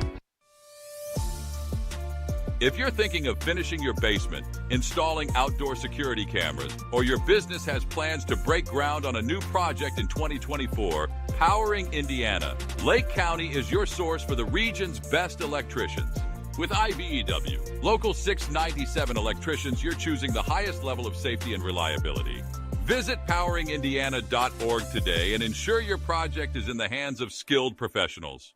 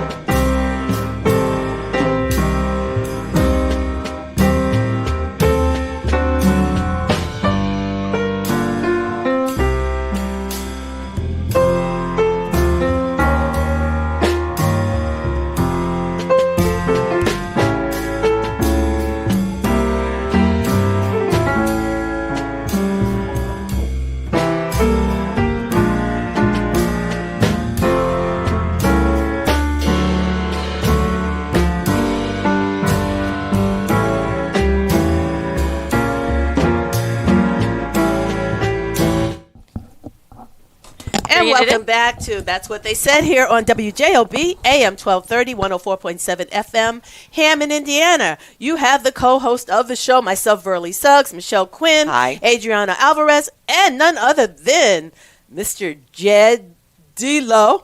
He is definitely the owner and the co-host on Tuesdays, and we're always happy to have him join us. We're going to go right to the phone lines after an update on traffic and weather from Adriana, and then we're going to talk about snow on the East Coast, and thank God that it's not here. Okay, let's see here. So, weather for today. Let's see. So, if I can find it, there we go. 20-degree weather currently right now at the Shrike Event Studios. Highs of 40, lows of 26. Windier, not as cold, night clearing. Wednesday, highs of 40 degrees, lows of 24 degrees. Hold on, I gotta clear that. Lows of 24 degrees, highs of 39, lows of 30, low clouds, mainly clear weather, and it's just gonna keep in the 40s and high 30s, and that's about it. And then we clear up a little bit in the 60s and on Friday, but then get back into those colder weathers. Oh, come on. Do you wanna do traffic, Jim? 294 around the city looks pretty good. 80 going east and west. Looks good. Bishop 4, Dan Ryan. It's really kind of light all of a sudden, except for that part right on the southern end of the Dan Ryan. There was an accident earlier. So basically from the merge all the way up, the Dan Ryan's bad. That's the only thing that's really bad, and that has to do with that one disabled vehicle. Other than that, you can pretty much drive around anywhere you want in the Chicago area. So I know you're trying to fix a technical thing, Adriana. Don't worry about it. We'll fix it afterwards. There's all sorts of things going on, and it is all related to one thing. What is that? That we're trying to stream video here at a radio station, and we don't need to be doing that. So I thought we were getting the telos back. We are getting it back, but we're waiting for Comcast to put their things in. So the problem is right now you can hear bleed into some of the other channels, and I'll fix that. I know exactly what it is, so I just need to take it all down and reboot some of that stuff.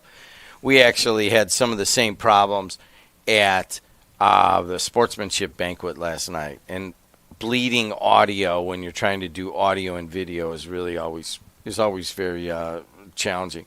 So you guys want me to sit again? I was just going to... We're fine. I just came in to eat, and then I got to babysit it in about 15, 20 minutes. Well, so we'll I got let a you little go time. then. But we're going to go right to the phone lines. Callers have been waiting patiently. So good morning, caller. You're on the air. There we go. Good morning, caller. Hey, good morning. How are you? Good. And Fine. yourself? How are you? What's on your Very, mind? Vinny. Hey, Vinny. How you doing? I'm doing just fine. How are you? I'm great. How's Sandy doing? I was visiting Sandy yesterday.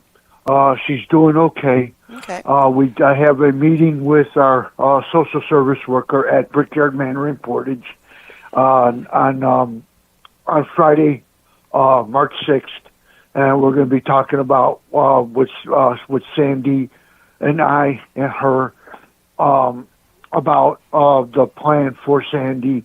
We thought it was going to be short term, but now it's going to be looking like it's going to be a little bit longer for her to stay at Brickyard Manor. Wow. So is she allowed to take her support dog with her or not? Pardon? Is she allowed to take Neptune with her to nursing Yeah, facility? yeah. Okay, I was I was up there yesterday with Neptune. Because he is a service dog, he's certified. Right. And when she last month, when she was admitted to Brickyard, they knew that in her medical records that she does have an ESA dog. Good. So I had to bring all the paperwork into her file at Brickyard. So he's always welcome there, and Good. Other people would pet him and everything. So they don't have an issue with that. That's great. Hey, Vinny, I'm so sorry to hear about Sandy. Did you run into my dad recently or something? Or somebody I Yeah, that's what I was going to talk to you about, Jim. I met your dad last Wednesday at Les Cafe right there in Highland, right there on Highway Avenue. And I was having breakfast before I went to go see Sandy, and I heard couple of guys talking and everything about, about the game. And there was one voice maybe I recognized on the radio, and I went to the gentleman and said, "Hey, how you doing?" And I said, "Are you a frequent caller of WJOB?" And he goes, "No." But he goes, "Oh, this is his dad, Jim's dad." And I said, "Oh, Mr. Dietl, how you doing?" And, he goes, "Hi." And, we briefly talked about walking out the door that he still plays softball. And I thought that was really cool. He still plays third base, Vinny, and you know what that's like. Even when you're old, you can still hit a liner down the line. My dad plays on an 85 and over softball team that travels the country, barnstorming the country, and he's at third base, and they can still hit liners. So he had a big thing on his leg not too long ago, big cherry on his leg, and he just never stopped playing. I think he still plays basketball. Good for him. So at 86 years old, so he was there last night. He was there. He was there at the Sportsmanship, Vinny, and was telling me about you and how happy he was to meet you. Hey, Vinny, I have a question for you. Were you East Side or Hegewisch? Pardon? Where did you grow up, East Side or Hegewisch? I grew up in two neighborhoods. I grew up on the East Side. I lived at 93 Ewing, and then when my parents got divorced, we moved to South Deering in the Chicago Housing Authority. So I kind of knew both neighborhoods because I went to St. Kevin's Grammar School right there on 105th and Torrance. So you know both. It wasn't like new to me. So you know that area. I mean, South Deering and Hegewisch and Lake Calumet and Whiting and Robertsdale, they're all kind of the same thing. And I just don't know if that's been portrayed in the international media covering this story. Whiting is nothing more than an extension of the east side of Chicago and Hegewisch over there, or the south side. Yeah. And then you go a little bit further, and then Robertsdale becomes a Steve's Catering right across there that's does advertising here. Mm-hmm. There in Hegewisch. I mean, that's really just Robertsdale. They're really trying to put this Bears Stadium in basically in a neighborhood of Chicago, and it's not being portrayed correctly. Now, Vinny, I wanted to ask you what you thought of this. You know what? When I first seen it on the news about the Bears coming to Hammond, I thought it would be fantastic. Okay, especially right there at Wolf Lake, and with the way you could come off the express, come off the expressway, and also from the toll road right there from the Skyway, it'll be ideal for that to happen. You have Hegewisch right there. You got Robertsdale. You have Whiting. You have just in those little small communities like in South Deering. Okay, that would be really fantastic for the people in those surrounding communities. Maybe to help with businesses. When you build something, your businesses are going to want to come. And I think it'll be fantastic. Thanks a lot, Vinny. I just wanted to hear. Nobody's purer than Vinny. You guys got it? Even my dad's like, dude, he's a genuine guy, and I'm like, yeah, he is. And he is saying he's definitely a genuine guy. All that Hegewisch East Side. It doesn't matter, though. No, it's not in Illinois. That's Indiana that they're looking at. So it doesn't matter. Wait a second. How would you be miffed if it did go into Hammond? I told you I will eat the crow if it goes to Hammond. But I won't be miffed. No, I won't be miffed. Because you can't be miffed. I would not be because miffed. you won the convention center. Right. No, I would not be miffed. I would not be miffed if it went to Hammond. Okay? But I don't see it going to Hammond. Okay?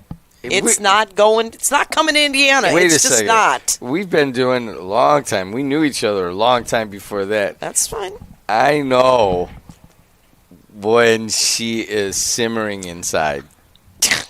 I have said everything, but I have already said there's another my factor. feelings regarding Mayor McDermott and Hammond.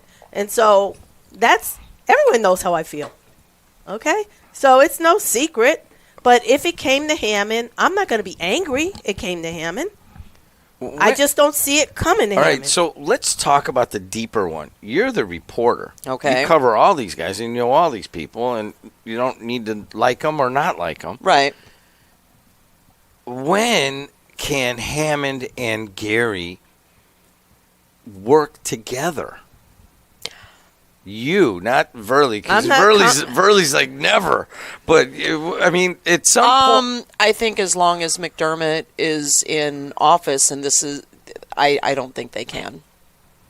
I think there's too much animosity. Should they, or is this just part of the color of the region and the character and the? I'm glad that's coming from this Griffith Munster girl. I mean, it's a. Nobody gets along. I think when we talk about this stuff, I think about back in the early 2000s when Highland and Munster were talking about making a fire territory, and they're like, absolutely not. And it was more the Munster guys that were just absolutely against the idea than it was the Highland guys. So nobody gets along. They just don't. But I think that, Mayor McDermott has been he's been mayor for, a zillion terms now.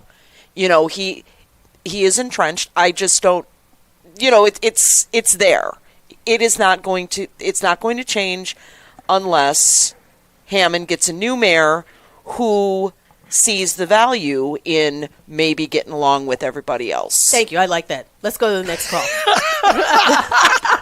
And that's okay. And it's. I'm not saying it's good or bad. All right. It's just the way it is. Didn't you hear? She said we're going to the next call. Okay, sorry. No, I you're thought they good. hung up. She said we Hey, had to leave. Adriana, I'm Yes. sorry I cut in on your airtime. No, they you're asked- fine. I'm over here fixing the phones. Hey, listen, I'm going to. I'm like Me and Chuck I'm Poland are the- working together while y'all are talking, and we're just like, all right, Hi, how Chuck. we fixing this? Thank you. I'm the default nanny.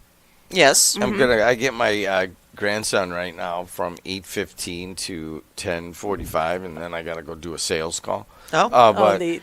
But my wife does pretty well. My son-in-law does pretty well. My daughter got like part-time work now or whatever. Okay. And so I'm the guy. I'm like, That's great. I'm Grandpa Nanny, and I don't even I mind love it, that, man. Grandpa Nanny.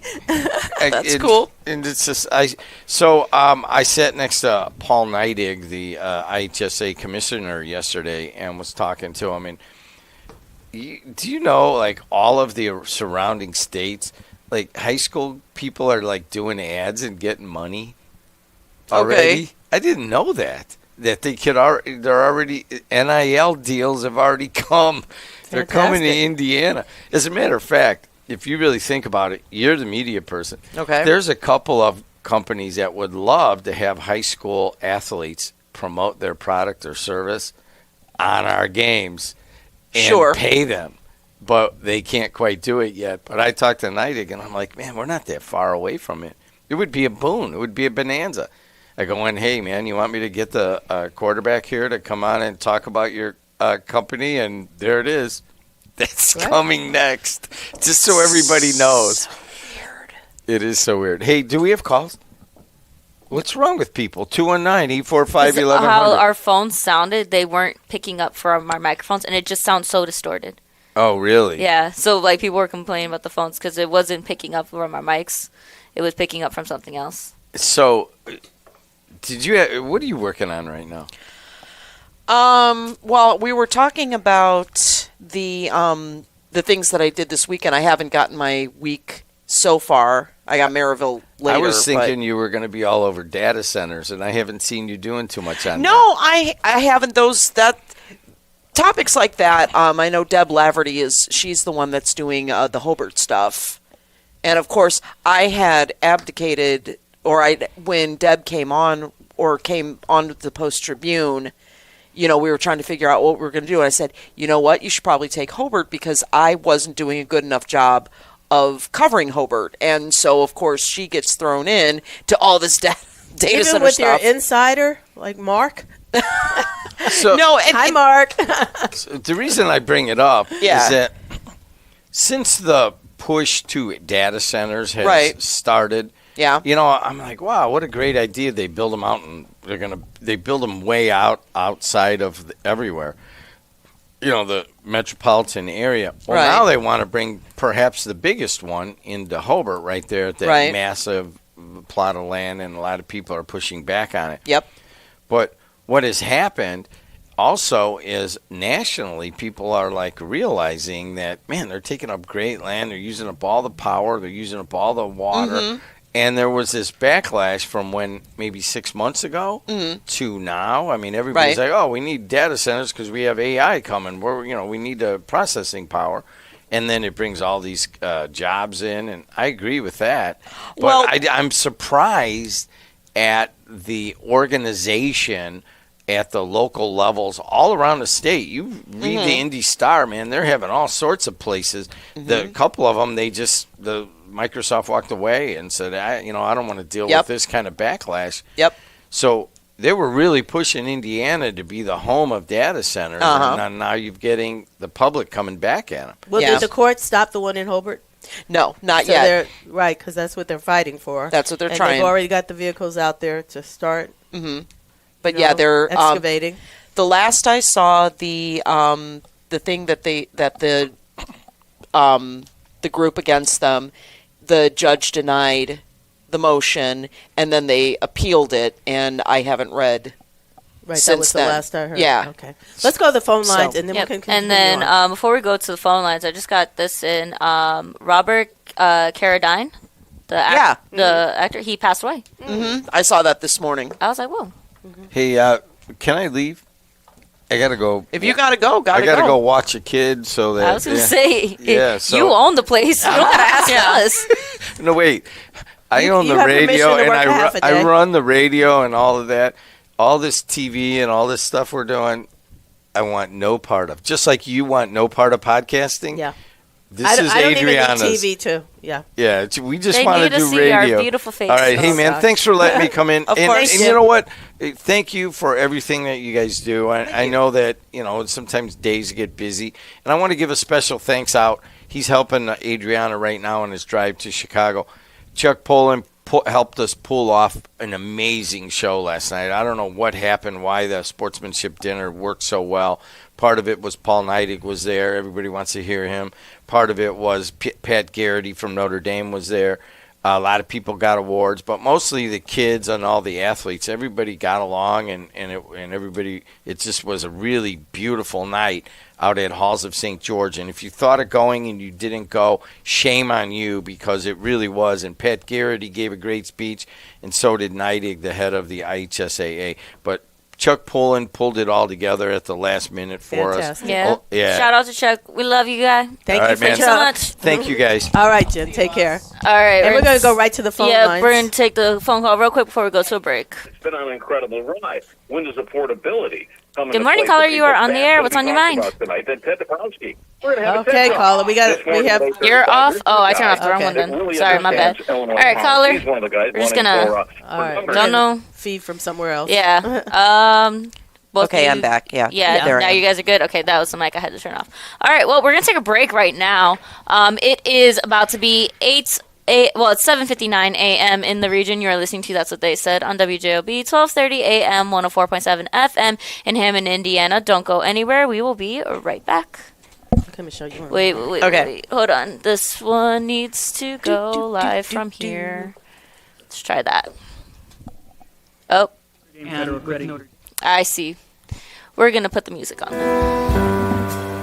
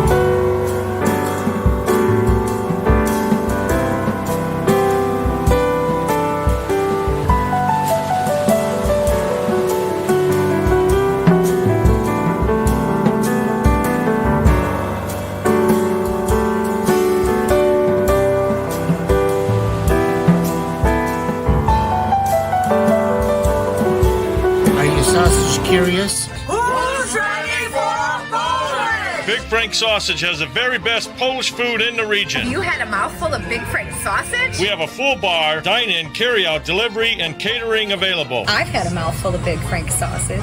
I've got a mouthful of Big Frank sausage. 219-378-9556. Smacznego i na zdrowie. Who's ready for Polish?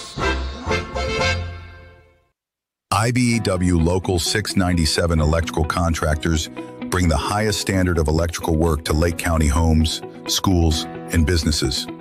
From everyday fixes to once-in-a-lifetime builds, we don't just get the job done, we get it done right and up to the highest safety standards. When you need electrical work, hire the professionals who power Indiana.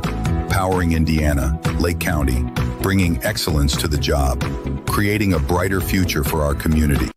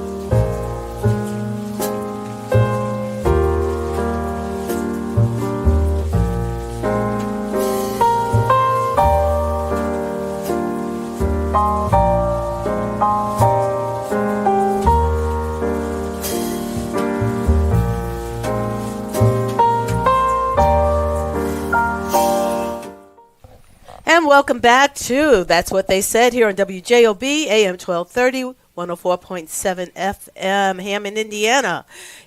You have the co-host here, Michelle Quinn, Adriana Alvarez, and myself, Verly Suggs. Good morning. Good morning. And we'll take your phone calls from 219-845-1100 after an update on traffic and weather.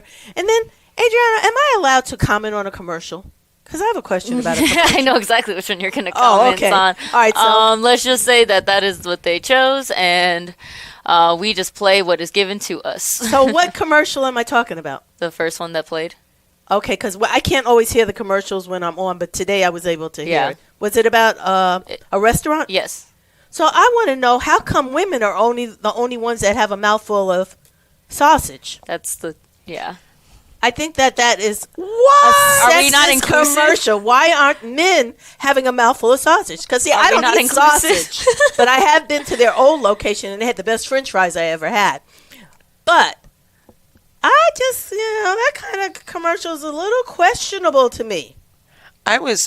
Funny you would say that. When I came in this morning, I was hearing something about the Sausage King, and wasn't there, in recent memory, one of the Sausage King was found to be had a predilection for younger females. Well, I don't know anything about that. I don't know who the Sausage King is, but I mean, I'm not trying to equate that with that commercial at all. Right. I just felt the commercial was absolutely, because it only had women with a mouthful and no men.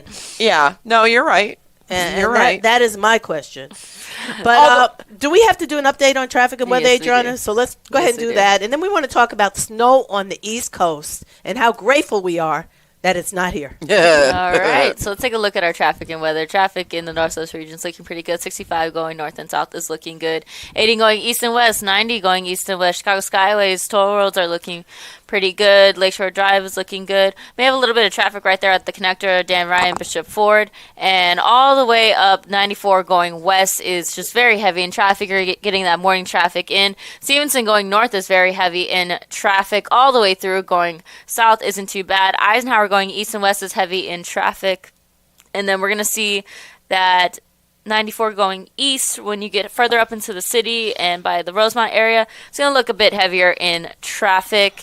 And if, just continuing all the way up, you're getting that morning traffic all the way through. Let's take a look at our weather for today. Currently at the Strachan Vans Hill Studios, it is 23 degrees. Today we are seeing highs of 40 degrees, lows of 26. Mostly cloudy, becoming windier, not as cold. And tonight, clear skies. Wednesday, highs of 44, lows of 24, breezy in the afternoon. Thursday, highs of 39, lows of 30, cloudy, mainly clear weather. As we hit maybe a high of 55 into the 60s on Friday, we dip back into the cold temperatures of 30s and 40s for the rest of the week.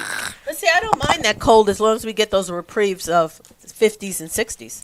It's still wintertime, so the fact that we're getting 50 and 60 weather in the wintertime, to me, is welcome. We should expect it to be cold. It's about to be March. I had this conversation with one of my friends yesterday when I was driving, and I was telling them, I was like, okay, December, January, give me all the snow you want. February, maybe a little bit. But once February starts to end, I need sunshine. I feel like a plant that is deprived of sunshine. I need to be watered, and I need sunshine. Like, I need sunshine. I need. But I don't need it to be warm just yet. So when it is warm, I appreciate it. Well, and we know this is Indiana, and this is how it is. And yet each year we crab about it when it happens. And I'm as guilty as the next person. So Right.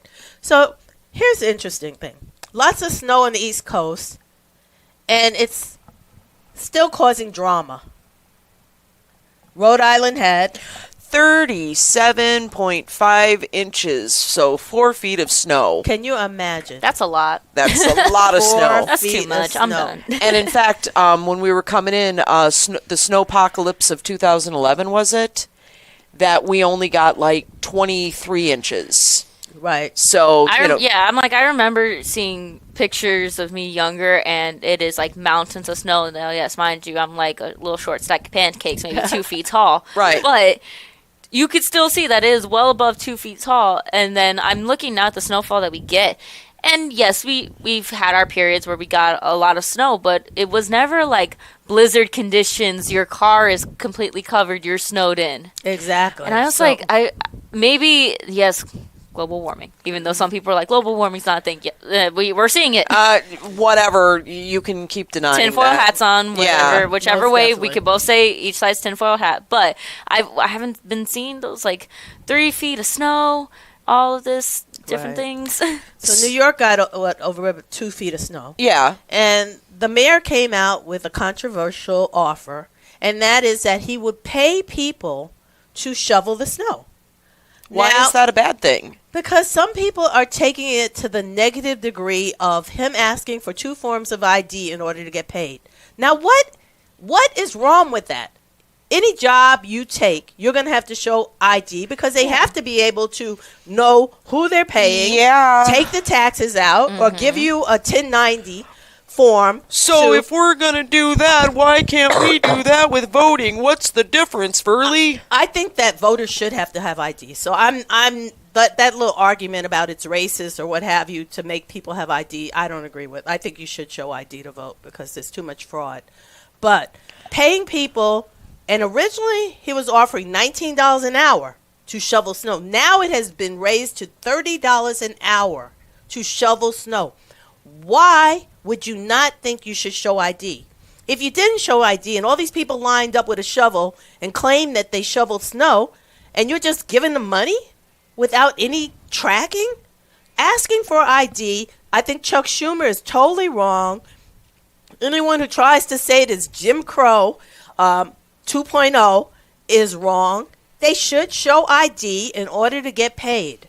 Well, that's a little dramatic, but I want to circle back. It's too dramatic to cause people to make people. If you want to get a job, Michelle, didn't you have to show ID? Oh, absolutely. Right. That's a job. Trying to port my phone number, you got to whip out they have to take your ID. So Well, why? so- But Go ahead. What I was going wanna to say, switch let topics. me circle back. Fraud. What is your stance on? It's showing an ID for voting. I think I was gonna say Can we talk about that? What they're Yeah. trying to make us? What I think everyone should show ID when you vote. That stops people from voting twice. I mean, come on. I lived in New York in East Chicago for years, and they always talked about going in different places and people voting and dead people voting and all that. Yeah. If they showed ID, they wouldn't have been able to do that. Okay, but what they're trying to do now. But the incidences of that it's been proven over and over that doesn't happen to the. I'm not saying it doesn't happen, but to the extent that everybody that they're freaking out about. Yeah. What is the problem? You have to, if you fly, you have to show ID. There's so many things you do that you have to show ID. You now have to have a real ID or you're going to pay extra. Mm-hmm. You should have to show ID for services. You should. Well, yeah, so I understand what you're saying.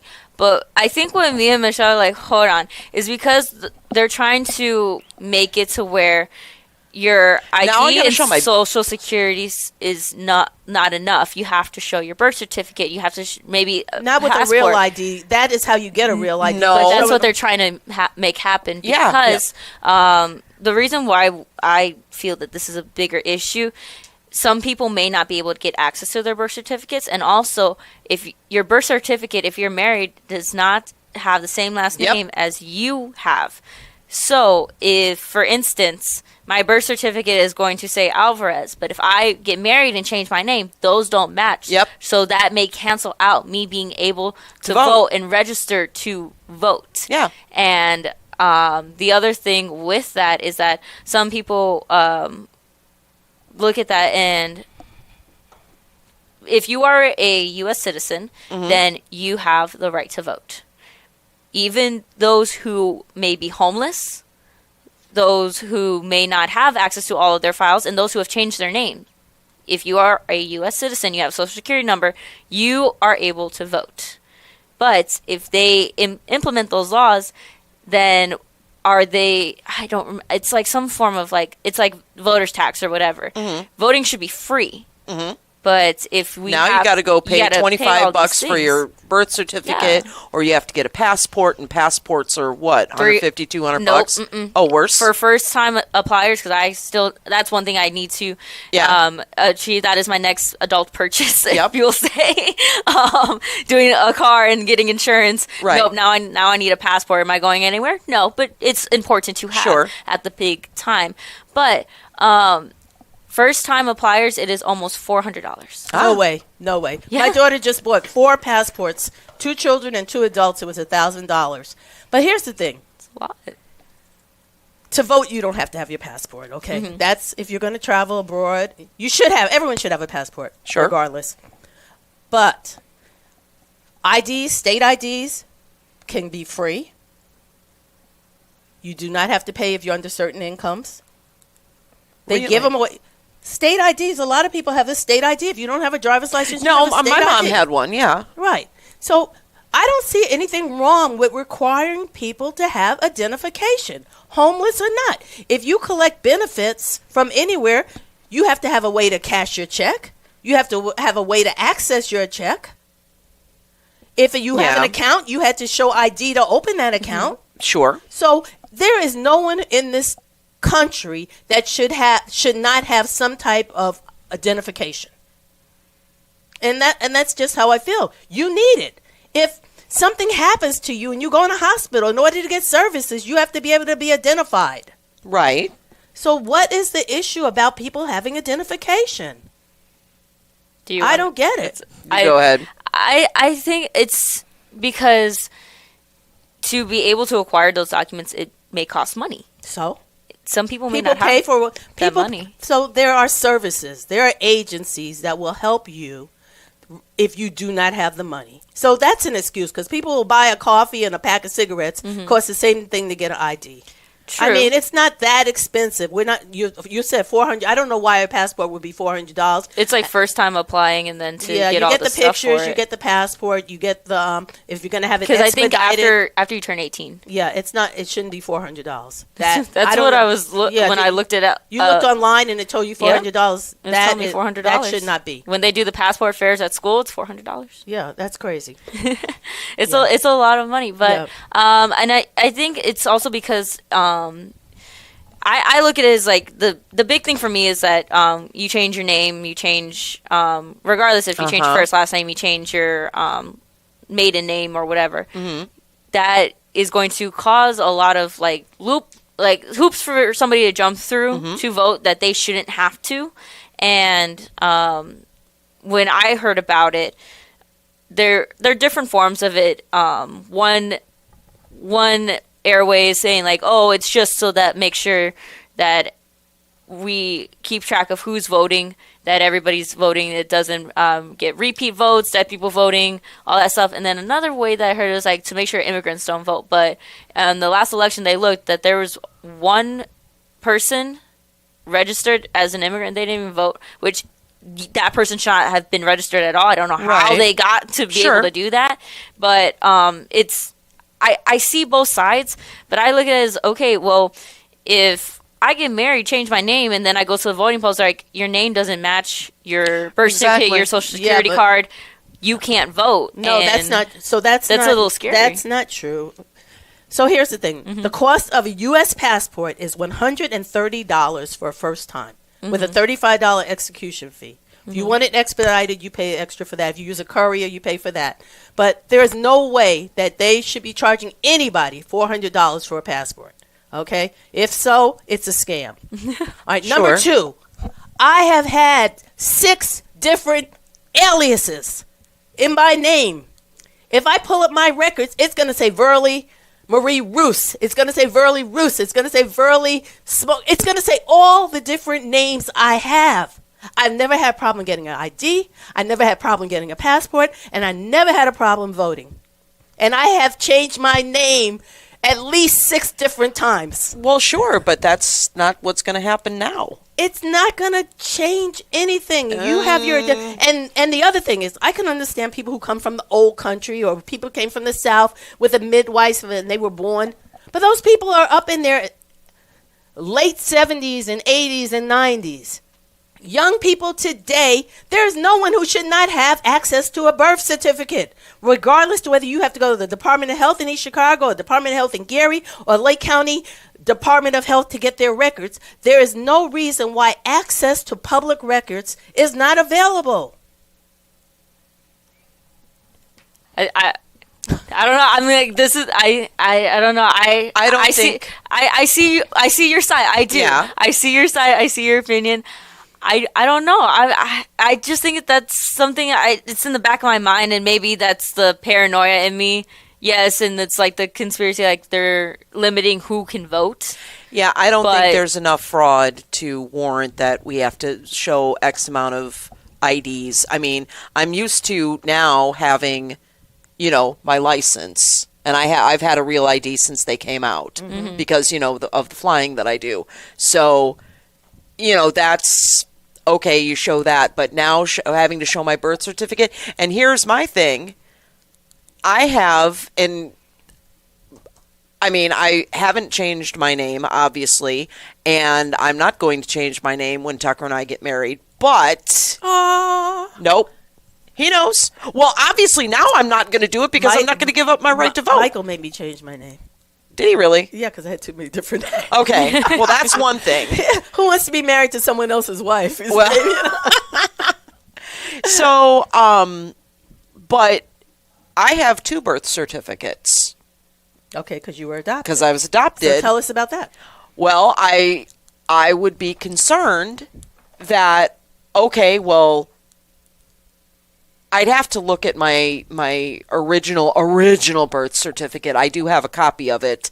I haven't looked at it in probably 20 years since I'd gotten it, but I'd have to see. I had a different name, I believe. Right. First name and last name? I believe so, yeah. But I was never raised that way. Is the one that counts. I would hope that's the way it is because that's who I was raised as. Well, all your work history, your Social Security is based under the Michelle Quinn name. All your records are under that Social Security number. And back when you were born, they did not issue Social Security numbers for babies. They do now. When a baby is born, they are the application for Social Security. That's the first thing they do. Exactly. So you get the birth certificate, you get the Social Security number, and every person is registered. Yep. I didn't get my Social Security number till I was either 15 or 16. I think I got mine when I was 12 or 13. Okay. Yeah, because my first job was when it was 16 because that was how old I was when I got my first job. So see, in New York, they used to have summer jobs for us, and when you were 13, you could get your work papers. Okay. And you can apply for the summer jobs. Okay. So. That's when I first started. So that was, in fact, I still have those identification cards from back then from New York City. So it just shows showing ID to shovel some snow to get paid $30 an hour. Yeah, I don't disagree with that at all. Because there is nothing wrong with showing ID to get paid $30 an hour. Yeah, I might even snovel snow for $30 an hour. Yeah, I might. Words are hard. I don't. Yeah, exactly. Okay, well, let's go to the phone lines, 219-845-1100. We'll give the phone a try. Good morning, caller. You're on the air. Yeah, hi, how you doing? Good morning. This Good morning. is George. Hey, George. Early on this, I think there should be a picture ID. That way the Republicans cannot bitch about, there's voter fraud. Oh, they're going to anyway. The birth certificate and stuff like that. The birth certificate's a bit outlandish. It just doesn't have a picture ID on it anyway. Right. That's serviceable.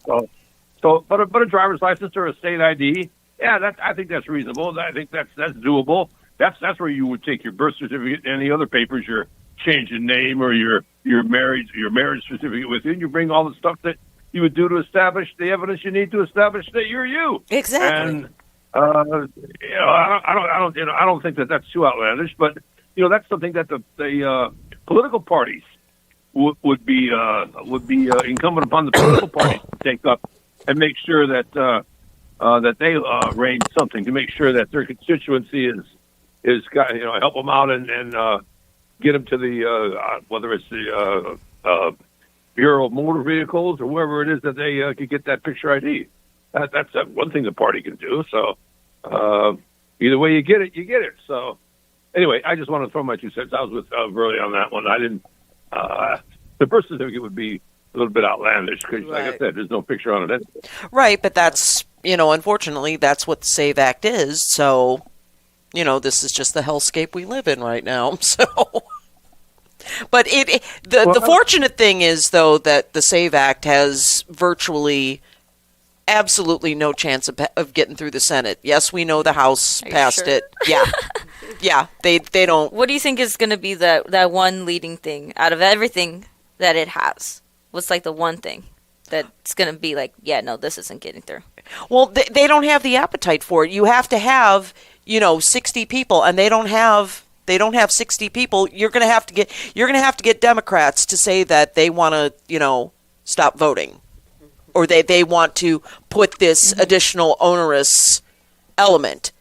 Tell me what Democrat's going to do that, except for stupid Fetterman. Is George still on the line? Yes. So, George, as a Hammond resident, how do you feel about this whole thing with the Bears? I'm concerned about what it does to the habitability of Robertsdale, where I live. Yeah. I mean, the thing coming with Bears is one thing that, to me, I separate that out from the. I'm not big on big metropolitan cities. I'm not a big city guy. I think I don't want to inherit. I don't want Hammond to become too big. But that's me. I'm probably a minority view. I don't want big city problems. I don't want all that stuff. Sure. You know what I mean? I don't want to become like Chicago. I don't. So I like the way things are here in Hammond and Northwest Indiana, where it's a touch small town. It's reasonable. You know your neighbor, at least most of them. And there's a certain cohesiveness that you don't find in big cities. And I don't know. To me, it would disrupt the habitability. I call it. That might be a better word for it. But of Robertsdale. Now I know that's a minority view, but that's just me. Yes. So that's a minority view. So the majority of people in the Robertsdale area and that Whiting area, where it would be near, and what's that, D-Low Lane or what have you, they are in favor of this. You think? I don't know about what you asked me what I felt. I don't know what they're in favor of. Some people I've seen online, and that's all I'm going by, and that's probably a bad sample or a cross section, however you want to phrase it. It's mixed. It's mixed. If you're, if you're not living in this area, then you got a much different viewpoint on it. So you don't have to put up with the traffic. You don't have to put in with the influx of all the stuff that comes with that. Right. Plus, I got a certain, inherent bias against funding billionaires. That's just kind of thank you. Sit well with me. It's like, are you serious? You know, you're the Bears. You're the only game in town up here. Yep. Why would you need extra money? I mean, what? Sorry, you're going to miss $1 billion? You'll make it up. Trust me. You know, Yeah. I just, you know, if you got to get it, go out and borrow. This is supposed to be. You know, they talk about welfare queens. What do you think this is? Yeah. You know, Why do we have to? welfare? What is? Exactly. So It's called corporate I welfare. got a problem with it. Yep. But But thanks I'm for not sharing gonna- your you know, I'm not opinion. I gonna, appreciate it. Oh. So okay. Thanks, George. All right. Talk soon, George. 219-845-1100 is the number to call. And here's Michelle? I also whoops whoa now one of my ears went away. Okay, so here's another question I have. So I think I was talking to someone yesterday that was saying that all the business that's going to come around. Where are you going to put the business in that area? Where are you going to put it on Wolf Lake? Are we going to build business on Wolf Lake? You know, we're going to have restaurants. Where are we going to put them near the stadium? Are we all going to cram it on Lost Marsh? Well, have you seen any renderings? No, I haven't. Okay, exactly. All right. Good morning, caller. You're on the air. Good morning, Burley. Good morning, Michelle and Adriana. Morning. Morning. David Gehrman here. Hi, Good to Dave. hear you. Good to hear all of you. It's good to hear you Burley, as well. I'm with How's you, that campaigning and going? I'm with George. I believe we need to show a photo ID. You have to prove who you are. Do I agree with the kicking into your front door and show me your papers? Absolutely not. Exactly. But when you go to the bank, you have to show your ID. There's a lot of things I don't agree with this administration is trying to do. But I want it to sink in to the 9 white Republicans that call into this radio station. Here's 3 Democrats, right? Yep. That said, we're all good with photo IDs. So that kind of blows up their blanket statement that we're all the same. So yeah, chew on that. Yeah. And then there's things like before, as long as your ballot was postmarked the day of, before midnight, it was good. Yeah. Now it's not till after it's processed, which could be 3 to 4 days later. Yep. And that's one of the reasons why the appointed postmaster by this administration is gutting mail processing centers. That's right. And there's one thing I'm sure all of you heard. I believe it was a woman in Arizona. She challenged 35,000 Democratic ballots. How could one person because she's a water carrier for Donald Trump. Is that Carrie Lake? That's been proven. But how could that happen? Could you imagine going to Texas and being a Democrat and challenging 100,000 Republican ballots? Mm-hmm. The repercussions of that would be that would be national news if that happened. Yeah. So there's a lot of things. There's things I agree with, photo IDs, but not terrorizing citizens. Just because of your skin color, show me your papers. Yes. The world's been through that. We don't want to do that again.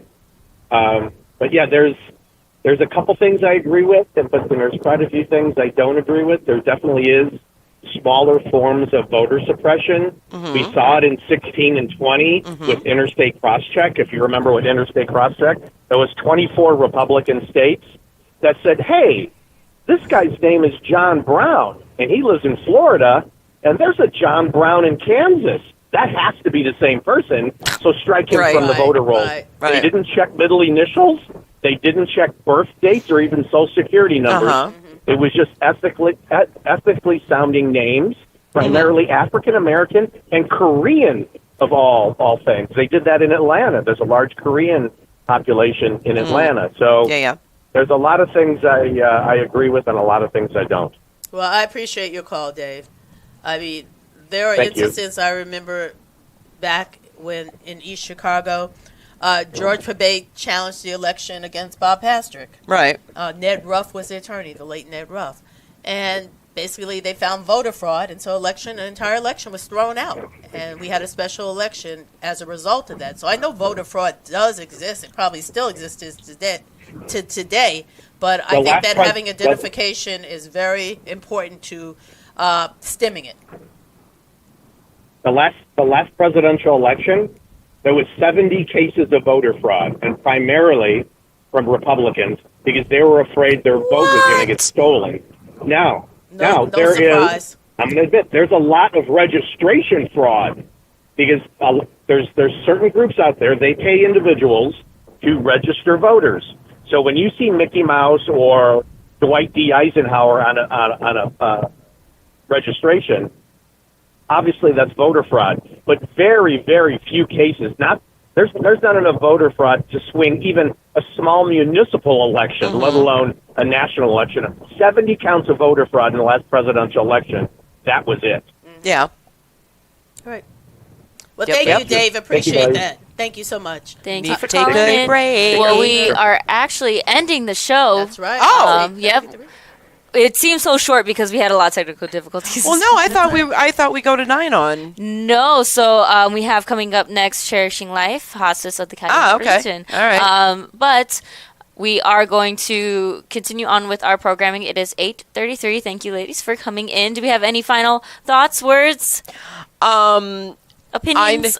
Well, I was going to say, I know that I know what I'm not going to be watching tonight because I don't want to hear the endless complaints. There is going to be nothing of, I predict there is going to be nothing of substance coming out of this State of the Union address. It's going to be complaints and just, no thank you. Well, I'll read the highlights. I will not be watching it, but I will guarantee you that the speaker will not be tearing it up. What time is it supposed to go on? I don't even know. Oh, okay. I was gonna say I want to watch Summer House is on tonight. The Democrats are bringing some of Epstein's victims to the State of the Union. I don't agree with any of that stuff. They always, line victims up. Trump's done it. That's trauma porn. I think that's trauma. Yeah, I don't like that. Do you think they're exploiting it in It's some... very exploitive. Okay. Yes, exploitive. Yeah. Definitely. So I don't agree with that, but... Well, okay, but my question would be, are the victims, I mean, I know the victims are hot on wanting to get their story out. Is it one thing if they're willing to do it, or... Well, they're always willing. No one does it unless they're willing. So, yeah. Sure. So, is it exploitive? I just don't think, to me, putting the story out there, during an interview, that's fine. But going to the State of Union just to shove it in, just like when they brought the victims of Bill Clinton's... Oh, sure. Absolutely. Hillary. To me, that is just very distasteful. Well, the way I understood it, most of the Dems aren't even showing up tonight because they don't want to hear it either. Well... There we go. All right. Thank you. Yes, thank you. You've been listening to That's What They Said here on WJOB 1230 AM 104.7 FM in Hammond, Indiana. And you have been watching live here on YouTube. We will be back again at the end of March. Yep. And from there, let's see what out of the month. What fresh hell will be. Yeah. What will we have to talk about in a month? So Iran. We're going to nuke Iran. That's the next thing. So we will see. But thank you guys so much for listening. Don't go anywhere. Cherishing Life, Calumet Hospice is coming up next. Enjoy your month, y'all. Yep.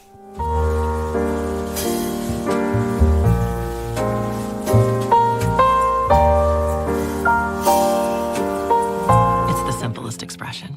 The smallest thing that changes everything. A smile. So easy.